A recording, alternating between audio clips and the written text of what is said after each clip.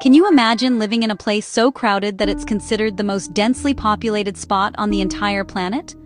I want you to take a moment and really picture that in your mind. We often talk about our big cities, our New Yorks and our Tokyos. But what if I told you there's an island, a tiny little rock really, that makes a city block look like wide open country? This isn't far-fetched. It's a real place called Migingo Island, a speck of land no bigger than half a football field, floating in the vast, beautiful waters of Lake Victoria, right on the border between Kenya and Uganda. When you first hear the numbers, it's almost hard to believe.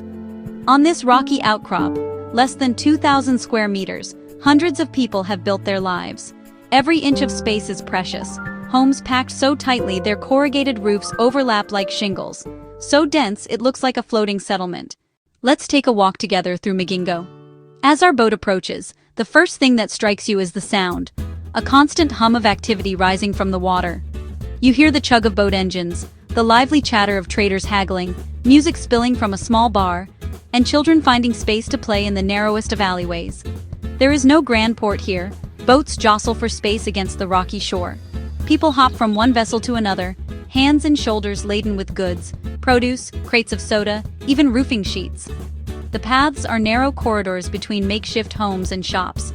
You walk single file, often turning sideways to pass. Life unfolds in the open. Women prepare meals, braid hair, mend fishing nets. Men fix engines or weigh the day's catch on rusty scales. Homes, often a single room, serve as bedroom, living room, and storage, a testament to making the most of little. Every structure serves a purpose: essentials, phone credit, eateries with frying fish, a small pharmacy, bars, even a makeshift church, an organic, self-contained ecosystem. Migingo breathes. People arrive with the sun, unload supplies, and depart at dusk with iced fish bound for markets near and far. The entire existence of Migingo, the very reason it pulses with life, can be summed up in one word: fish. Specifically, the Nile perch, the gold of Lake Victoria, commanding high prices from Europe to Asia. These waters are exceptionally rich, drawing fishermen from Kenya and Uganda. A good catch can support families, pay school fees, even build a better future. They head out on small wooden boats, often powered by sputtering outboards. Many fish through the night, tiny lights scattered like stars. Storms arrive with little warning. Every trip is a gamble of skill, courage, and luck. The hope of a big perch keeps them going, a small fortune hauled over the gunwale. Once ashore, speed is everything. Weigh, sell, and pack in ice. Fast. Fish move to transport boats, then to refrigerated trucks, to processing plants in Nairobi or Kampala, then onward to dinner plates worldwide. This trade turned a deserted rock into a commercial hub, fueling shops, rent, repairers, and the island's entire economy. Sometimes the greatest opportunities are found in the most unexpected places.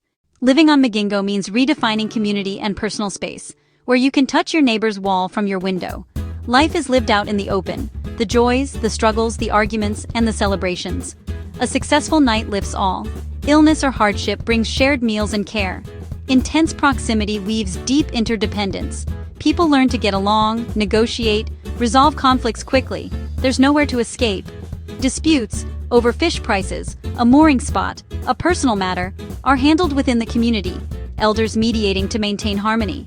An unwritten code of conduct keeps the peace. It's a powerful lesson in human connection. Challenges are real: constant noise, sanitation without proper sewage, and vigilance against disease. Fresh water arrives by boat, another daily cost to manage. These are the practical struggles, met with resilience and grace. As evening falls, commerce fades to community.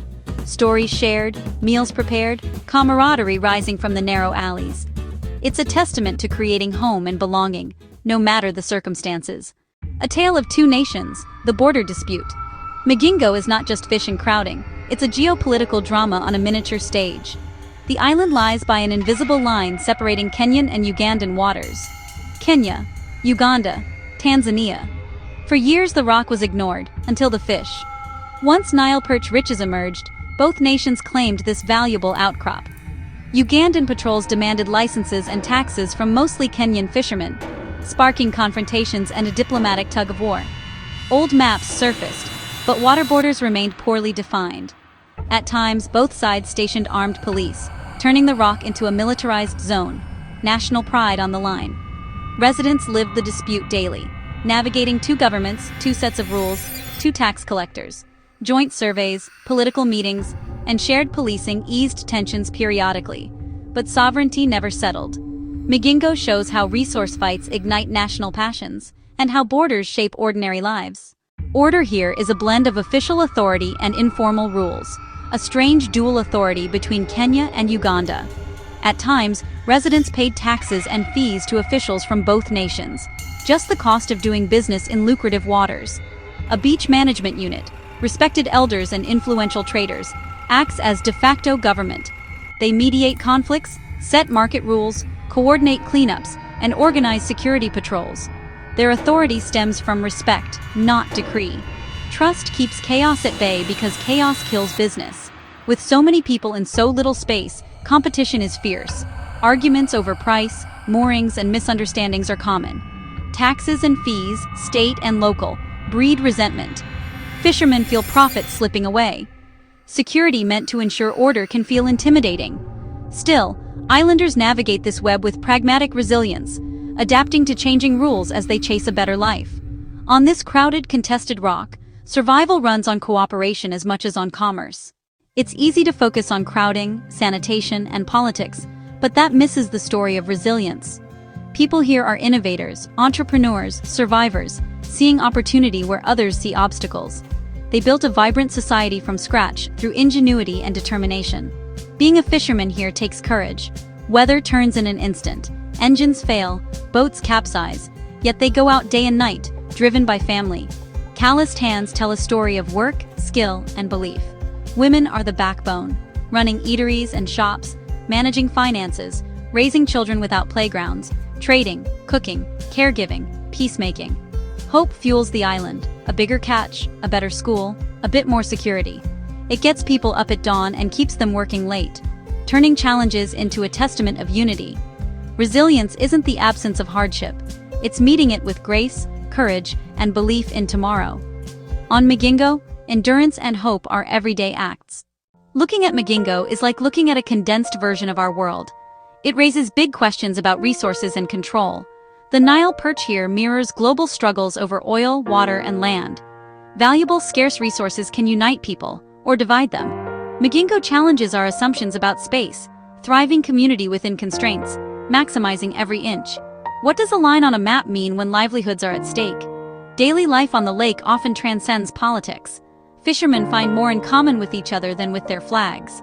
Migingo is a place of paradoxes, intensely crowded yet deeply communal, economically vibrant yet politically precarious.